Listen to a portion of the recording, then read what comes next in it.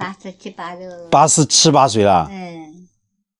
88岁的高龄了，身体好。那公公好大了？这样大了。那公公也是88了。老伴呢上山砍柴去了，也是88岁的高龄。你看在农村里面生活，无忧无虑的。是的，身体好。身体好，是的，身体挺好的。走的功夫的嘛。那现在我们就带大家看一下这个老奶奶他们家的房子。我觉得他们家的这栋房子挺好的。先从这个外面看起吧。看他们家的旁边啊，好几亩地呢，打理的干干净净，种的有油菜，那边呢还种的有点橘子树，上面呢是他们的一个蔬菜地，种的有大蒜啊，之前种的有辣椒，那边还有白菜。看喝的水啊很方便，都是从山里面呢牵引回来，用管子牵引回来，把山泉接回来的。哎，现在怎么好像是上面总闸关了吗？用几个盆子这样子接，其实这样的生活环境挺好的。房子旁边这是一棵板栗，每年都会结着果子的。然后在房前屋后啊，养点鸡鸭，哎，非常安静的生活。走进房子去看一下，这是一栋木房子啊。我们来看一下，这边是灶台，非常简易的，现在都用的比较少，老奶奶都是在这边煮饭。这是一个火塘，然后走过来呢，我们现在所站的这个是一间厢房啊。厢房呢，它和正屋是连接在一起的。这边是他们家的一个储藏室，以前是放稻谷啊、玉米的。大家可以看一下这个板子啊，是1、2、3、4、5这样子标号的，它就是这个柜子的一个房门，你要对着顺序给它打开，一个一个的打开，要做一个编号，也是做一个记号。然后这边就是老奶奶他们家的碗柜，非常的简陋，也都是实木做的。穿过了这个厢房过来，就是他们家的院子了。之前我给大家说过土家族的房子一般都会有一个厢房的吊脚楼，也就是在我现在的右手边，这是一个2层结构的吊脚楼，实木结构的哦。底下现在是堆满了柴火，这是老大爷每天到山上捡的柴火回来，然后把它劈开放在这边，冬天可以烧。2楼呢是有个小房间的，基本上一家人呢，基本上像这样的2楼都不用，大部分都是晾晒衣服的。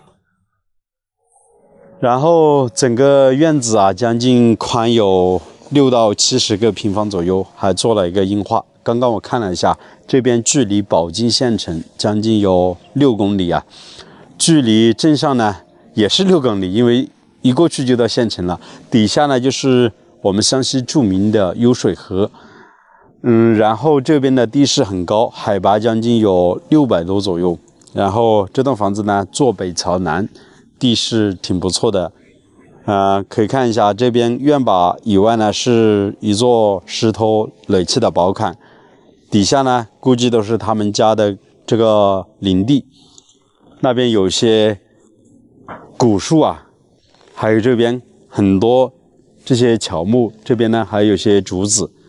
实际上不知道大家从镜头里面看得清吗？如果把外面的竹子砍掉的话，视野非常非常的开阔，一眼呢可以看到宝鸡县城的。那这边呢还种了一棵仙人掌呢，好多刺啊。这旁边呢种的有些小竹子，每年的端午啊都会采摘这样的一个叶片，用来包粽子的。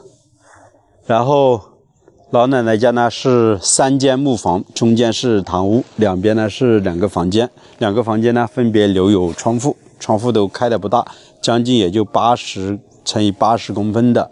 上面呢盖的也是本地的青瓦，和之前我们介绍房子差不多。房子都是住在1楼，2楼呢堆放的是杂物，没有房间的。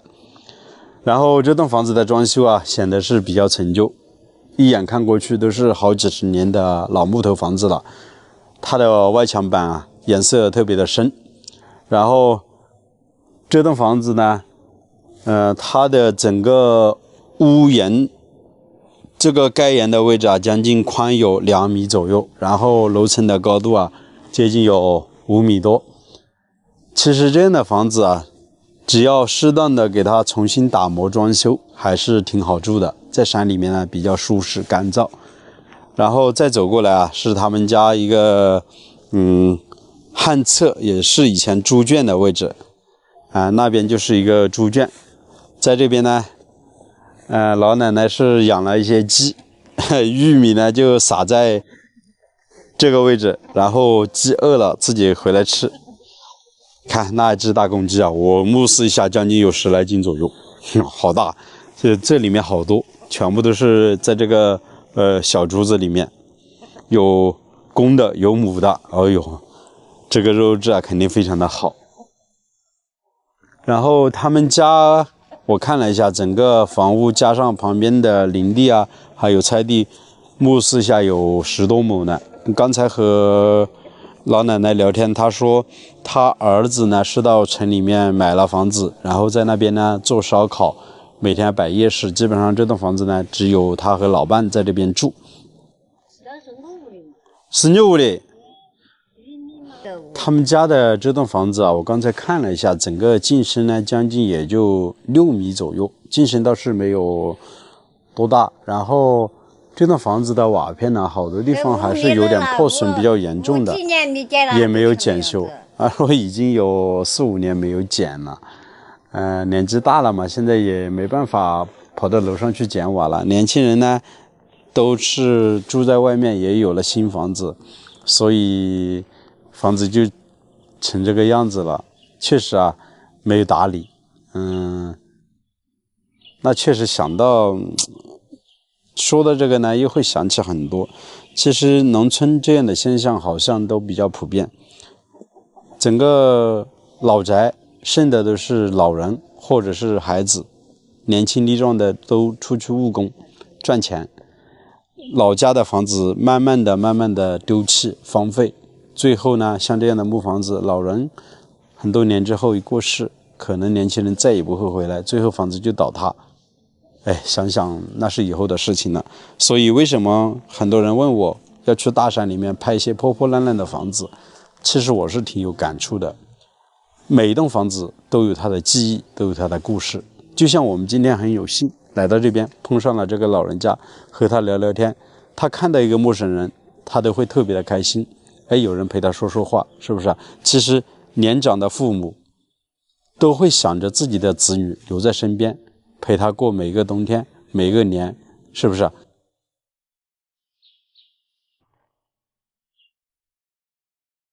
这个火塘要烧大火，就很暖和了。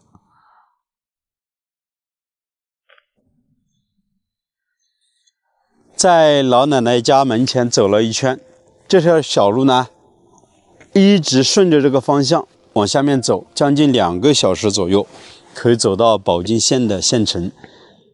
老奶奶告诉我，以前她和老伴种了一些蔬菜呀，还有柑橘之类的，都会顺着这条小路走下山到城里面去卖。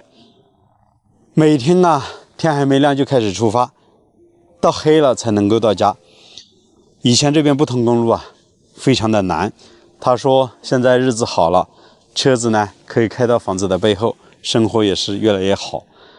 其实从老奶奶脸上洋溢的笑容看得出她是很幸福的。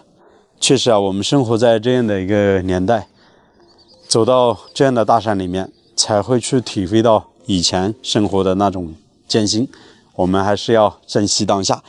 好了，朋友们，那这期的视频啊，就为大家分享到这里。我是石头，喜欢大家还请记得点个订阅。我们下期再见了，拜拜。